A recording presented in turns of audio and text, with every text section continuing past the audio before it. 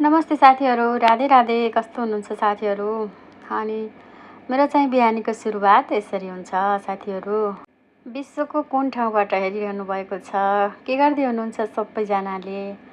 सबैजना सकुशल हुनुहुन्छ भन्ने आशा राख्दछु। सबैको बिचमा बसेर पनि म सधैँ एक्लो महसुस गर्छु।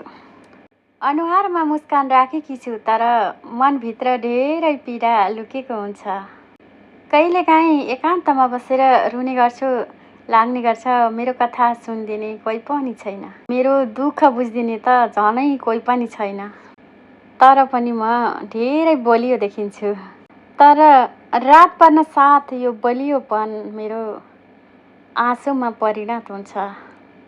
हेला, बेवस्था र एक्लोपन, यी सबैसँग लडेर बाँच्न सिकेकी छु। तर यति हुँदाहुँदै पनि मेरो जिन्दगीले हार मानेकै छैन। किनकि अझै पनि म प्रतीक्षा गर्छु कि एक दिन मेरो दुःखको दिनपछि सुखको दिन अवश्य आउनेछ। त्यसैले हर कुरामा धैर्य राख्नु साथीहरू।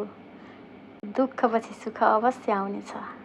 यति भन्दै मेरो दुःखको कहानी सुनाउँदै होइन, मेरो खाना चाहिँ बन्यो साथीहरू।